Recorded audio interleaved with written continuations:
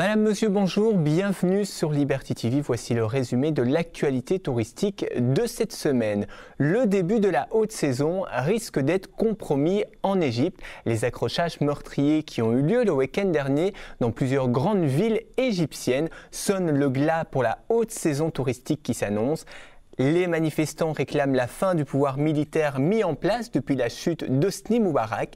Les slogans visent en particulier Hussein Tantawi, le chef du Conseil suprême des forces armées et l'actuel dirigeant du pays. Plusieurs dizaines de personnes ont été tuées lors de violences. Les Américains déconseillent déjà la destination en raison des attaques qui ont eu lieu sur l'ambassade d'Israël. Les Britanniques recommandent d'éviter les points chauds des villes et de consulter les avis des professionnels du tourisme. Le Quai d'Orsay, lui, a décidé de ne pas modifier ses recommandations aux voyageurs pour l'instant, même s'il appelle à la plus grande prudence. Le ministère des Affaires étrangères français a d'ailleurs précisé que l'Égypte vit une transition politique tendue. Les manifestations dans les grandes villes peuvent dégénérer. La prudence reste de mise et il faut absolument se tenir éloigné des rassemblements. Le CETO, l'association des tours opérateurs, demande aux voyagistes d'aménager les programmes d'excursion au Caire. Il précise que la situation aux abords des pyramides reste calme et la visite de la pyramide de Gizeh est possible. Mais l'accès doit se faire via le Ring Road afin d'éviter le centre de la capitale. Et le ministère des Affaires étrangères belge prévient ses compatriotes que la police intervient peu, ce qui peut créer un sentiment d'insécurité chez les touristes. Il recommande à ses ressortissants d'éviter les lieux fort fréquentés du Caire. Par contre, du côté de la mer Rouge, la situation reste normale, y compris dans les stations balnéaires du Sinaï, de même que les villes de Luxor et d'Assouan, précise encore le ministère des Affaires étrangères. Le 17 novembre dernier, Thai Airways inaugurait sa connexion directe entre Bruxelles et la Thaïlande. Notre équipe s'est rendue à Brussels Airport à Zaventem. Voici le reportage de Valérie Delay et Christophe Antoine.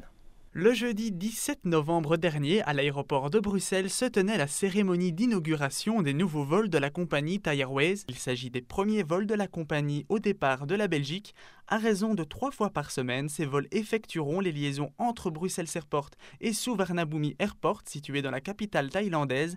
Le président de Thai Airways s'est adressé à la presse le matin même de l'inauguration. Il a souligné l'importance pour sa compagnie que des vols partent de Bruxelles, le cœur de l'Europe. Les appareils utilisés par la compagnie sont des Boeing 777ER capables de contenir 292 passagers, dont 30 en Royal Silk. Lors de son discours, le directeur précise que la compétition avec les compagnies low cost est très difficile car beaucoup de voyageurs ont préféré choisir l'option des prix au rabais. Pour faire face à cette problématique, une nouvelle filiale low cost de la compagnie appelée Thai Smile Air va être lancée à partir du 4 juillet prochain.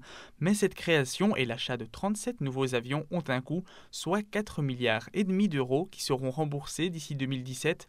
On voit donc l'importance pour la compagnie de venir trouver de nouveaux clients en Europe. Le directeur de l'aéroport de Bruxelles s'est également dit très fier d'accueillir cette nouvelle compagnie aérienne. Le gâteau aux couleurs de Thai Airways et le ruban d'inauguration ont été coupés en présence des ambassadeurs thaïlandais en Belgique, mais d'autres présences se sont faites remarquer, comme celle des finalistes de Miss Belgique qui se rendaient à Bangkok pour l'occasion. Comme le veut la tradition, au moment du décollage, l'avion a été baptisé par les lances-incendies de l'aéroport. Une nouveauté maintenant à l'hôtel Ton Brussels City Centre. Des bornes ont été installées pour que vous fassiez votre check-in et check-out tout simplement avec une machine à l'aide de votre carte de crédit. Une équipe de Liberty TV s'est rendue sur place et a rencontré le directeur de cet hôtel. Situé au plein cœur de Bruxelles, le Ton Hotel Brussels City Center rénove en 2011. En plus des rénovations des chambres, une autre nouveauté vient faire son apparition. La nouveauté qu'on a ici à l'hôtel, c'est les check-in, check-out machines. Ce sont des machines sur lesquelles les gens peuvent faire le check-in, check-out comme à l'aéroport, comme on a déjà vu là-bas. Et c'est vraiment une nouveauté qui facilite vraiment la vie des clients. Quand il y a beaucoup de monde à la réception, ils peuvent faire leur check-in là-bas. Le client doit bien sûr avoir déjà une réservation. Quand il fait son check-in, il doit juste donner son nom. À ce moment-là, on demande une carte de crédit. Il doit le mettre dans la machine et à ce moment-là, tout le check-in est fait à partir de là. Pour le paiement, c'est la même chose. Il met son carte de chambre et son carte de crédit et à ce moment-là, tout est fait et c'est très facile et ça va très vite. On a un nouveau projet qui est près des communautés européennes et c'est un hôtel de 405 chambres avec 36 appartements qui va être tout près des communautés et on espère qu'on va avoir encore des nouveaux hôtels à Bruxelles bien sûr qui vont s'ouvrir dans le futur. Rendez-vous donc en 2012 pour découvrir ce nouvel hôtel situé au centre du quartier européen.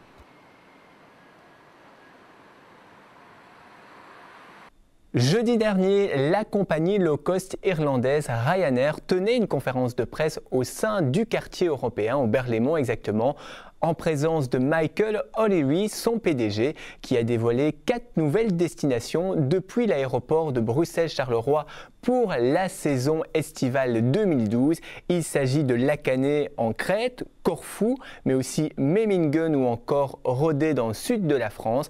Une cinquantaine d'emplois directs seront créés grâce à ces nouvelles lignes. Il a également souligné que malgré que le secteur de l'aéronautique subisse actuellement les conséquences de la crise économique, sa compagnie Ryanair poursuit son expansion.